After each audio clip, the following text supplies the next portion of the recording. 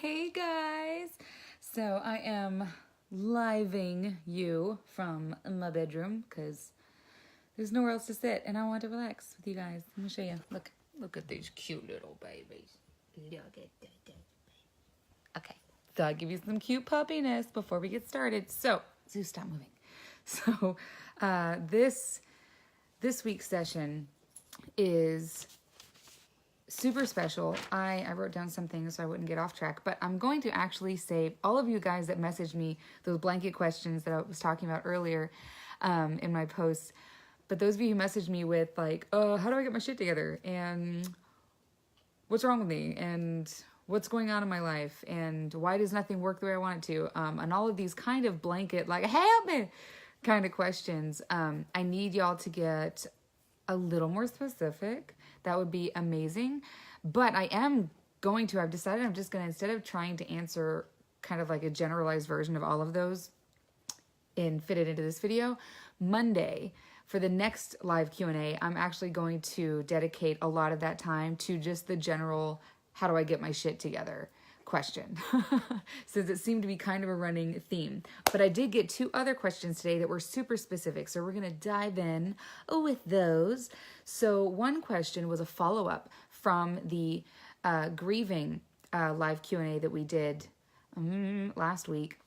I'm not sure which one it was, but when I was talking about the question was, how do you go on? How do you go on in life when you've lost someone that was actually toxic, but that was very close to you? How do you get that kind of closure? And it was a very intense, sorry, that's really annoying. I should stop clicking my pen.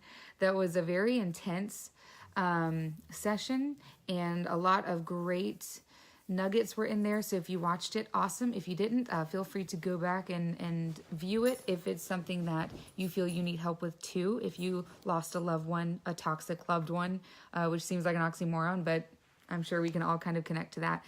But she asked me today, the girl who originally asked that question, messaged me again, and she said, okay, follow up. How do I actually implement that? Which is it's almost like a follow-up question we have to almost everything. When people give us these ideas of like, well, this is how you fix stuff in your life. It's like, no, that's cool. Makes a lot of sense. But like, how do I do that?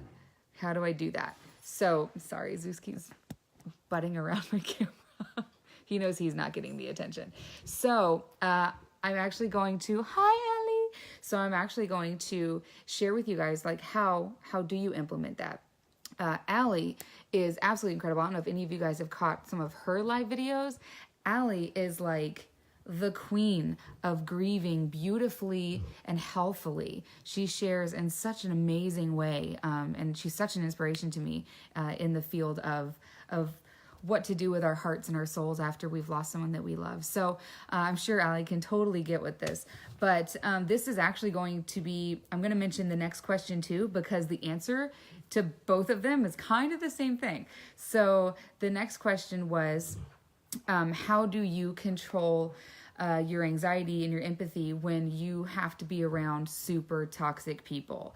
Like when it's not just a choice of like running away or cutting them out of your life, but like you just have to be in a situation around them, or maybe even it's a loved one that you're just like, oh my God, your negativity is killing me. Like, how do we not let that just totally bring us down? And I'm going to share with you guys something that my guide through my own emotional journey has taught me. And of course, yes, I have my own guide because that's how I grow and that's how I learn and that's how I can have the amazing realizations that I have and share with you guys. So she taught me this, almost 2 years ago, probably a year and a half ago. And it changed my life. And it's one of those things that's so simple, but we don't consider it. And it's not like hoojaboo or like, so if you're like a strictly scientific person, like don't get all like eye rolly on me. It works. It's incredible. So it's just called cutting your cords. And this is going to work for both of these questions. And I'm going to get into why specifically with each of them. But I'm going to go over what this is really quick. Cutting your cords has to do with your energy and the energy that you are putting out and allowing people to continually and instances and memories to continually drain from you. So it's like you have cords coming from your body going out to all of these different things. And it can be a person, if you're feeling like empathically tied to someone in the room and you can just feel them like draining you. It can be a situation or a memory. This is also tied to grieving.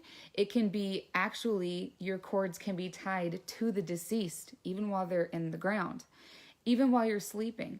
Things and people can be draining your energy. It's kind of like you're a cell phone, and if even though you turn the screen off, you have all these apps still running in the background. And you have to actually go and swipe and close them out to make sure that your bandwidth is still yours and that your energy can just do this and cyclone, within you instead of just constantly going out. Because that's where we run into the problem is, yes, it feels great to give to the world, but when you're not getting it back, that's when you start to wither away. And that's when you start turning on yourself and life is chaos, all that fun shit. So it's a really easy practice where you visualize. And you can do this in front of people. You can excuse yourself, whatever you need to do. You visualize all of these cords coming off of you. And they can be these like little golden cords. They can be electrical cords. They could even be little threads, maybe even glistening little spider webs. Anything that you feel to imagine being right for you. And they're coming from your body with the outpouring. So the energy is flowing outward. And I want you to take your hands, pretend they're swords, pretend you got little scissor fingers, and I just want you to cut through them. Cut them off of you. Cut them away. Gather up that energy. Get it off of you. And then clap your hands free. Get the energy. It's going to be like kind of stuck to you, just like it was cobwebs. And clap it off. And what this does is it gives you a moment to recenter, to get grounded in yourself. It gives you a moment to actually turn off those apps that we're running throughout the day. Turn off that app that's attached to that person in the room. It makes you able to harness your energy again so that you can recover, so that you can sit inside yourself instead of being that that headless chicken running around the room just trying to survive on what little battery power she has left. So how this ties to, and I guess I should share how, if you're really worried about people being like, what are you doing? I just act like I have dog hair on me. Even if I'm looking someone dead in the eye while they're talking to me. And I'll kind of wipe it off and clap my head. They don't even notice. But I'll do that when it's someone that I love that maybe is bitching at me. And, I have the urge. My empathy is being hit hard and I have the urge to help them. But I know that it's not my place. It's not my moment. Whatever. I need my energy back because I can feel it more. And I just, whoo. And it's like you're taking a moment to tell your body again, oh, I got you. Like, I got you. Don't worry. I'm not going to let everyone, everything, all your memories, your anxieties, I'm not going to let them take you down. We're in this together. You're safe. You're in a safe place. I've got you. You're allowed to feel good. You're allowed to feel strong. You're allowed to be your own self, and you're allowed to use your energy just for yourself. Be selfish. It's cool. I've got you. And how this works with both of these questions is with the grieving. When you're having to grieve a toxic loved one, someone that you didn't get closure with, someone that really did you wrong, someone that part of your heart went to them, but it was just so unhealthy, and you're having to grieve their loss. And this can be a myriad of things. But when you're in that situation, how to actually implement no longer giving your energy to the dead, because your energy is for the living. It is for you to live your life, quite literally. The way to implement doing that is constantly cutting your cords, because you had them hooked in. They were hooked into you. They were hooked into them, and they're still hooked in. It's about you cutting your cords and reminding yourself, I'm safe. That toxic relationship can't hurt me anymore. They can't affect me the way that they did unless I let them. It's hugging yourself and telling yourself, oh yeah, no, this is my energy. And it's a physical act of actually reminding your body of that. Being like, we're on the same team. This is our energy. I got you. You're safe. And part of, I'm going to stay on the grieving for a minute instead of bouncing back and forth. A huge thing to remember, it's kind of like the next step to this. So once you've cut your cords and you've reminded yourself, whether you were like deep in thought with a memory of them and it was bringing you down, or whether you're just feeling throughout the day and maybe you're not sure if it's tied to them, but better safe than sorry, cutting your cords. The next step after that is for you to really contemplate your negative and positive energy. And I talk about this all the time with you guys, that there's no good or bad in your choices. If you are coming from love, there's no good or bad. There's just negative and positive energy. We do things with negative energy or with positive energy. And not negative like as in the bad thing, but like just the opposite of positive energy in like the strict battery sense of the word. Now, the way that we're able to access negative energy, because it's sort of like so much stuff is coming through that I'm having trouble saying it slowly enough. So it's kind of a funny question, because it's kind of like, well, if I'm a being of love and I am coming from positive energy, I'm trying to all the time, and I'm coming from love and I enjoy life and all these things, how is it possible for me to come with negative energy? And it's possible because fear is a very real and very healthy, in a way, part of our lives. You know, it keeps us alive half the time, stops us from like staggering out into the street on our phones because we could get hit by a car. And fear has to have a comfortable back seat in this journey through life with us. It's not allowed to grab the wheel. It's not allowed to be a nuisance, be a backseat driver. In its rightful place, it's in the back seat, but it's there. We honor it and we're okay with it. We coexist with it. But when we fall into, it's something I talk about with my clients, it's called fear possession. And it's the catalyst of all things depression and all things bringing you down and all things anxiety triggers, all of that. But when we fall into fear possession, it's us letting the fear, and not letting like, oh, you totally made that choice, but it's us falling into the fear possession and allowing fear to be the motivator of our energy, to be the motivator of our actions. And that's when whatever you've decided to do, or maybe it's a spontaneous thing, whatever is happening is being motivated by fear, and therefore it has a negative energy charge. That's how it's possible for us to do that. So like, you're not an asshole because you did something with a negative charge. It's just that you had and not even a weak moment, but you're human. You're living in this human experience as this being in this meat bag, and you just were exhausted and you gave in to the fear possession and you let it motivate your action.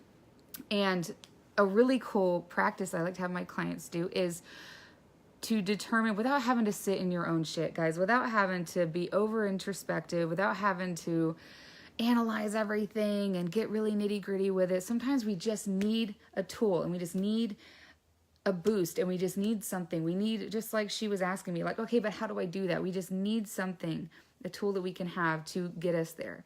So a really cool tool for this to help manage the negative and energy choices that we make is, I just call it what's next. It's just 10 minutes. It's just 10 minutes. And you could use other timelines for this, but I prefer 10 minutes. It's just the number that seems right in my head when I think of this practice. But when you're sitting in your shit, whatever it is, and you've realized that either you're thinking too much about this person, maybe you're crying, maybe you're having a damn moment, or maybe you're just like, oh, I just feel so scattered and blah and ugh today. You stop, you cut your cords, you get rid of the energy, you make sure you sever it so it's no longer going out, but it's able to stay right here with you, help you recharge, and then you ask yourself, what am I going to do with the next 10 minutes of my life? And don't ask yourself this question as in some like, what are you going to do with your life, soldier? The answer is totally fine. Be gentle with yourself and give yourself permission to answer either way. Am I going to act with positive energy, which is, sometimes it's really obvious. It's doing the right thing of whatever it is, picking ourselves up, getting ourselves out of it. Or am I going to act with negative energy? And sometimes that's the whole like, yeah, I don't want to get out of bed. Yeah, I know I should take a shower and I should socialize and I should probably eat something, but I'm just going to lay here and keep crying, and be gentle with yourself that the choice that you make for those 10 minutes, there's nothing wrong with it. Because guess what? You have another 10 minutes. You have another 10 minutes coming. And even if you wanted to try again before the 10 minutes is up, you can always ask yourself over and over.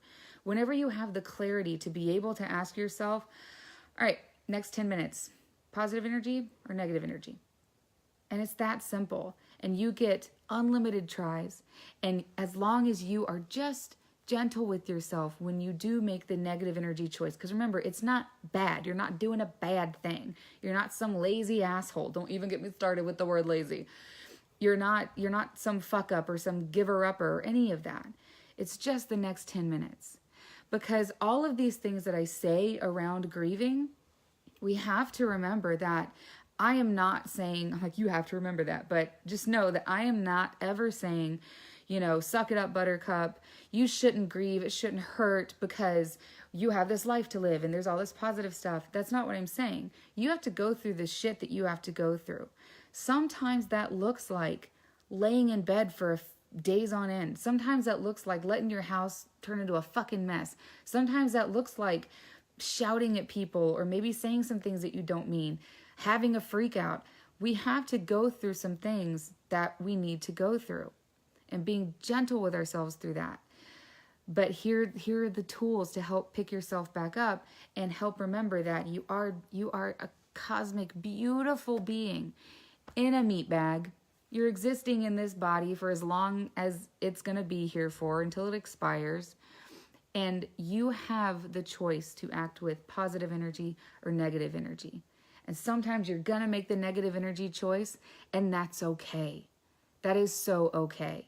But just knowing why it doesn't feel good, so maybe you choose to do the negative thing, and just knowing that it's still not going to make you feel better, sometimes that's enough for a couple of times in, a couple of 10-minute decisions in, to be like, okay, I can see why this isn't feeling good. I know I made the negative energy choice. It's just not feeling good anymore. I'm going to do the positive thing.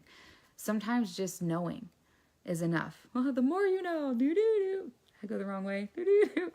So how this applies to being around toxic people in your day-to-day life that you can't necessarily like run away from or get away from. We all have this, right? Whether it's like a holiday family get together and you're like, ugh, that one person's going to be there and they're just going to make me so anxious. I have popped a Xanny or two in my days in the past during certain engagements. Like, trust me, I know anxiety is very real. And for an empath, it can be absolutely crippling. And sometimes it is someone that you love so much that it hurts even more to see them acting in a way that you know isn't true to themselves. They're overcome with negativity. They're overcome with anxiety. And you're not. And it's kind of like if it's your lover, you're kind of like, sometimes, especially as people pleasers, we put ourselves in this position where we're like, well, I have a choice. Either I can get mad at him for being all negative Nancy and being anxious, and we can get in a fight about it because I don't want to be negative or anxious. Or I can just fall into it with him. And most of the times, as people pleasers, we'll choose to fall into it with them. And it might not even be like a super conscious choice, but it is the choice that we end up making. The same reason that if your lover gets fat, you get fat, and I use fat super lovingly. But it's one of those things. It's the synchronicity of things. Like energy attracts like energy. So when we do things like cutting our cords, the what's next practice, thinking about the next 10 minutes, thinking about whether our next action is going to be positive energy fueled or negative energy fueled. These things are going to help so much. And cutting your cords is huge in the first place, but sometimes it's not enough. Sometimes it's not enough to shoulder. Maybe the person in the room has so much going on and coming off of them that it is getting too exhausting to fight off their energy. And you are about to take like sandpaper to your skin to cut your cords. Sorry. Mickey says it's 8:56. I don't know why. And sometimes it's just too exhausting, and rightfully so. And I want to remind you of something in this instance. I want to remind you that you are allowed to use your voice. You are allowed to declare your worth. In any situation in life, you are allowed to declare your worth. But especially in this one. And in this one, it's funny because, and this has happened with a few of my clients, it's when you get on this path of recovery, we take so much responsibility for ourselves now that it's almost like, well, it's not worth speaking out because this is my energy to maintain and control. And what they're doing has nothing to do with me. And yes, that's the beautiful part of taking responsibility. But sometimes you need to draw a line in the sand. You shouldn't have to flee the building, right? Especially if it's like your loved one, like it's in your relationship. Like you can't like flee the bedroom every morning when the alarm goes off because like their energy is going to fuck with your energy for the day, right? Not only is it not realistic, it's not fair, it's not right. And it ends up putting us in a place of fight or flight. So this is actually, what I'm about to tell you, it's still taking responsibility, but it is allowing yourself to be like, you know what? I don't normally speak up in these moments because it wouldn't do any good. But right now, this has to do with me, and I deserve for someone to stick up for me, and I'm going to right now. You wouldn't say this, but basically, you're allowed to voice your worth and declare what you're needing to happen if that person wants your continued support, your continued being, your continued presence. And you're allowed to declare that worth, but with love and intent to follow through with what you are declaring. That's the responsibility in it. When we declare these things with love and the intent to follow through with it, that's where we're still holding on to the responsibility. We're not making it their problem. We're not starting a damn fight, but we're declaring it with love and intent. We're not saying it as a threat. We're not trying to belittle the other person or bully them into our positivity, because that never fucking works, right? So here's kind of what that looks like. If it's your loved one, it's something as, I don't want to say as simple, because nothing's ever simple when it comes to communication, but it kind of is. It can be as simple as you telling them, I love you so much and it hurts me to see you existing in this cycle, but I can't do this with you. I can't do this with you. So I'm going to have to, it's going to get to the point where I have to remove myself. And that sucks, but I'm just letting you know the reality of it. I am here to help you. If you want help trying to get through this, because I know you don't want to feel this way all the time or in this instance with whatever's going on, I'm here to help, but I want you to know that if I remove myself from this situation, it's not because I'm abandoning you. It's because I deserve to not be affected by all of this. It's hard enough for me to keep my own head above water. I can't do it with you on top of me. And that's said with love and true intent for follow through. It's not some blind threat of like, you need to get your shit together because you're bringing me down. Like, okay, that sounds great, but like the other person is not going to hear you. And if it's someone that, like, if it is a very toxic person, maybe you're in a situation, you're at a family get together or something, and you can very easily, like, you can remove yourself from the situation, you can leave the room, but I mean, unless you're going to, separate yourself from the whole family the whole time, you can make it known, use your voice, God, especially if they're being inappropriate or just shitty, but use your voice and just be like, I don't think I want to be around this. So if this is going to continue, I'm going to have to leave. Like, I hate it because I want to see all of the rest of you, but if this is going to keep going on, I respect myself too much to be, either spoken to like this or to be conflicted like this. And this just isn't a good feeling for me. This isn't healthy for me to be around. So much love, but I'm going to have to remove myself from this situation. And intent, love, follow through. Because yes, sometimes we can't change people, but sometimes speaking up for yourself like that, following through and actually leaving if you have to, sometimes that's enough for either the person to maybe put a lid on their shit when you're around, or for the rest of your support network to kind of pick up on that when it's going on. And that elevated energy, once everyone around you has seen that you put your foot down and you were like, this isn't healthy for me, You're not saying this isn't healthy for anyone. You know, I love people that do that. Like you need to calm down because you're stressing everyone out. Like, don't speak for everyone. But when you put your foot down, you say, this isn't healthy for me to be around. And I'm going to remove myself from the situation. Here to help you, not abandoning you, but just going to, no. When other people see the people that support you and love you, when they see you do that, their awareness rises. And then they will start trying, maybe feeling that they were being brought down too. Is this acceptable? And it's as if you're not fighting the situation alone anymore. So then the next family get together you go to, it's going to feel totally different. But it's all about being responsible for yourself enough to stick up for yourself. So there is a way to voice your worth without making it someone else's problem or trying to change them or get into a debate about it. Declaring your worth.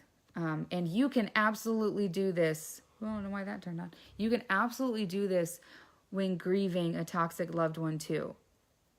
They can hear you. The energy of what's left, the residue of what is left, what was left behind between you, it will resonate like there's a piano chord and you're plucking it with your finger. You speaking that intention, this is not healthy for me. I'm letting this go. Even if you have to do it a couple times a day, because again, let's not beat ourselves up and think that just because we heard something that makes sense, we're naturally going to be like freed from this problem. Be gentle with yourself, but you just speaking intent, using your energy that way, it's going to pluck that thick line of residue that's still out there. And eventually it's going to wither away at it. Kind of like that cord that you can't reach to get to. So I hope this helped you guys with these 2 questions. I know I went on, but they're very important questions. And if you have any questions about the 2 tools that I shared with you guys tonight, I would be happy to answer them. I love you so much. Monday's live Q&A is going to be all about getting our shit together. I love you guys so much. Submit your questions via message, or if you're ever on this live broadcast, pop them below. Bye, Whimsical Rebels. I'm like, I'll just keep waving because this button doesn't work. It doesn't want me to stop talking.